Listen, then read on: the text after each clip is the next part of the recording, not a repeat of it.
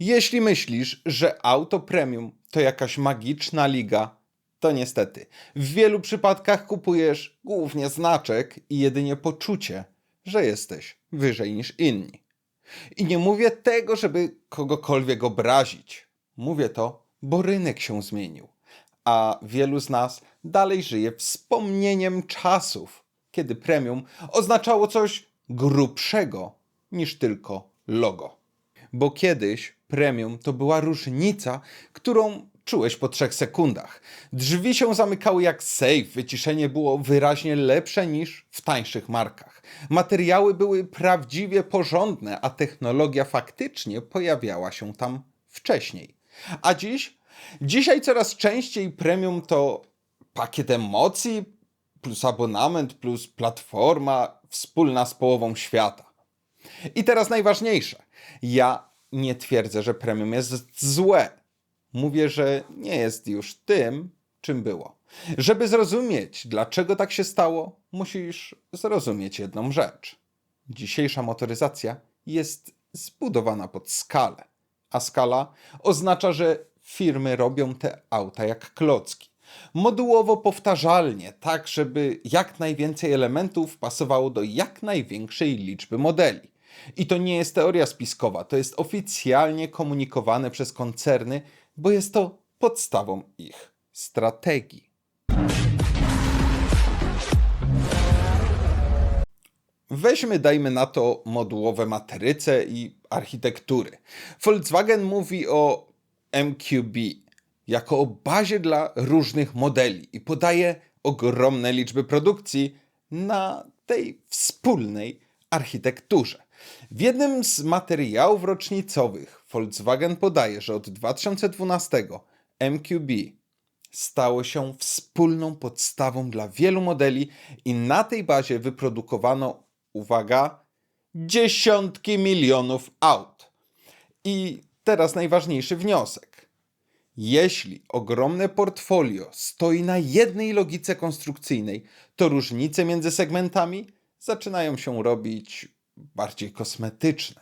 BMW też wprost mówi o swojej architekturze Clary jako fundamencie dla kolejnych dużych modeli. To jest cytowane w ich własnych materiałach prasowych. Czyli znowu jedna baza, wiele aut, różne warianty, różne nadwozia, różne ceny. A Mercedes? Mercedes otwarcie komunikuje strategię platform i software'u MB.OS. Nowe architektury i to, że funkcje i usługi będą pakietowane i aktualizowane over the air, czyli OTA.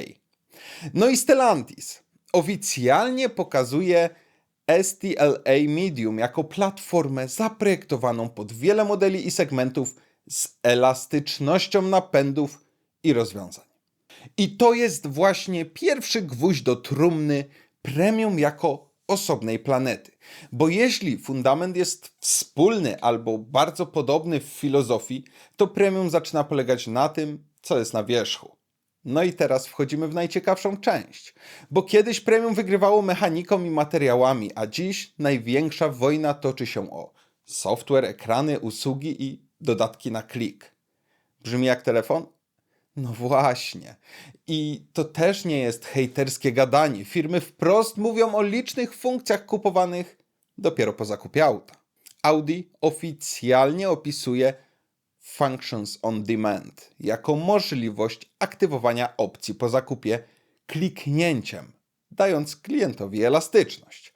BMW w swoich materiałach o aktualizacjach OTA i Connected Drive mówi o tym, że funkcje można testować i kupować na czas, a jeśli były zamówione fabrycznie, to wtedy są na stałe.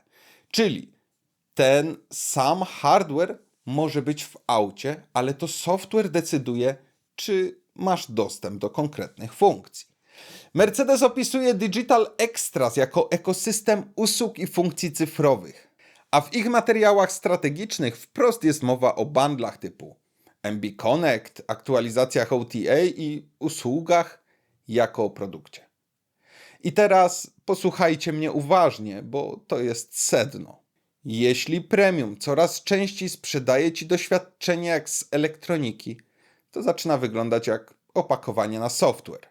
I tu wchodzimy w ironiczny paradoks naszych czasów. Kiedyś premium oznaczało więcej w standardzie. Dzisiaj premium potrafi oznaczać więcej możliwości dopłaty. Ale dobra, ktoś zaraz powie, przecież premium ma lepszą technologię. Kiedyś, no tak było. Dzisiaj coraz częściej technologia jest znormalizowana. Dlaczego? Bo między innymi regulacje. Unia Europejska wprowadza obowiązkowe systemy bezpieczeństwa dla wszystkich nowych aut i to jest oficjalnie komunikowane w kontekście General Safety Regulation. Mowa o wymaganych systemach typu inteligentny asystent prędkości, monitorowanie uwagi, zaawansowane hamowanie awaryjne i inne funkcje, które stają się standardem prawnym, a nie premium dodatkiem. Czyli coś, co kiedyś mogło robić wrażenie jako luksus i technologia, dziś staje się po prostu obowiązkiem.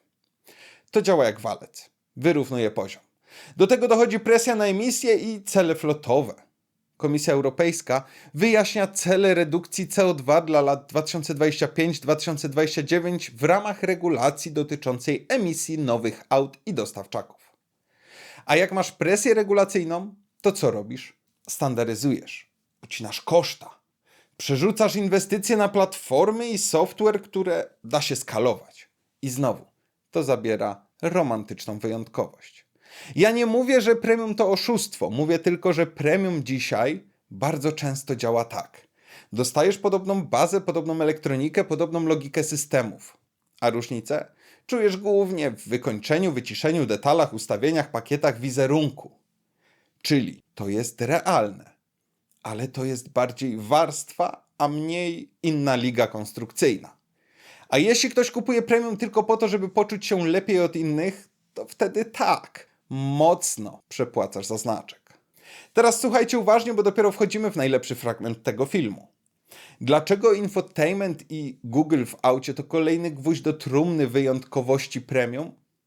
Bo zobaczcie, Volvo oficjalnie rozwija auta z Google Built-in, Android Automotive, a nawet mówi wprost o byciu platformą referencyjną dla Google w rozwoju Androida w autach.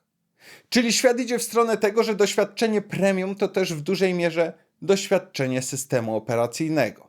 A system operacyjny lubi się powtarzać i lubi się skalować. Dzisiaj bardzo dużo premium powstaje na tych samych liniach produkcyjnych, w tych samych fabrykach, w tym samym ekosystemie dostawców. I znowu, to nie jest teoria. Volkswagen Group w swoim raporcie rocznym opisuje strategię Platform Convergence, czyli ujednolicania architektur, komponentów i procesów produkcji pomiędzy markami. Celem jest redukcja kosztów i zwiększenie skali.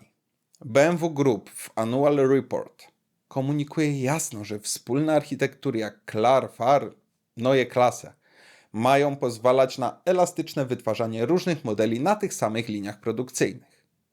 Mercedes-Benz Group w strategii Electric First mówi o konsolidacji architektur, software'u i produkcji jako kluczowym elemencie konkurencyjności. Czyli w praktyce ten sam robot, ten sam dostawca elektroniki, ten sam system operacyjny, ten sam sposób montażu. Różnica zaczyna się od konfiguratora. I teraz ważne, premium dzisiaj nie polega na tym, że auto jest z innej planety. Premium polega na tym, że dostajesz inną wersję tej samej planety. Kiedyś luksus oznaczał, że coś jest drogie, bo było trudne do wykonania. Dzisiaj bardzo często jest drogie, bo jest pozycjonowane jako drogie. To gigantyczna różnica. Harvard Business Review opisuje strategię marek premium jako budowanie wartości poprzez brand perception, storytelling i doświadczenie klienta, a nie wyłącznie przewagę technologiczną. Czyli płacisz nie tylko za produkt, płacisz za narrację, za historię, za emocje, za to, jak się czujesz, gdy mówisz nazwę marki. I to nie jest nic złego, ale trzeba mieć świadomość, za co dokładnie płacisz. Kolejny temat to dostawcy. Ogromna część komponentów w motoryzacji pochodzi od tych samych firm.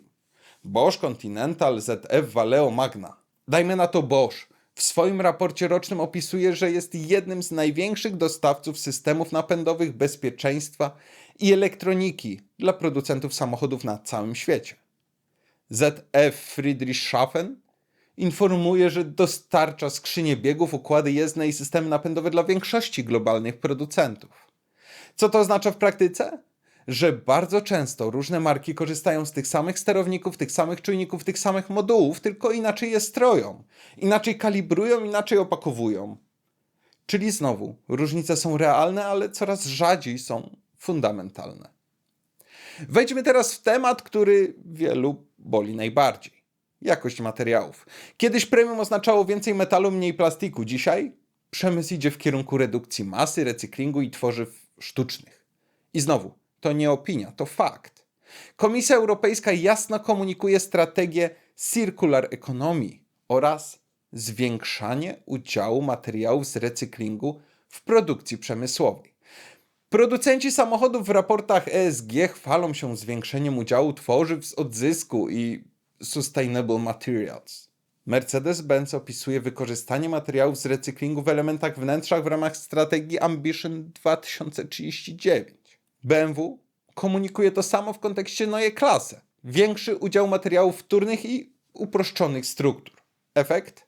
Premium dzisiaj nie oznacza już cięższe i grubsze. Często oznacza lżejsze i bardziej ekologiczne. Czy to jest złe? Nie. Ale to nie jest to samo premium, które pamiętają ludzie z lat 90. Następna bomba. Infotainment staje się ważniejszy niż mechanika. Producenci sami to mówią. Mercedes w strategii MB.OS podkreśla, że software stanie się głównym wyróżnikiem marki. BMW mówi o Software Defined Vehicle jako o przyszłości swoich modeli. A Volvo? Oni rozwijają Android Automotive z Google jako centralny system auta. Czyli przyszłość premium wygląda tak. Nie jak jedzie, tylko jak działa system. Nie jak brzmi silnik, tylko jak działa interfejs. To jest rewolucja mentalna. I dla wielu ludzi jest ona bolesna. No, dla mnie na pewno. I teraz bardzo ważne pytanie. Czy to znaczy, że premium nie ma sensu? Absolutnie nie. Premium nadal ma sens, ale nie z tych powodów, z których wielu ludzi je kupuje.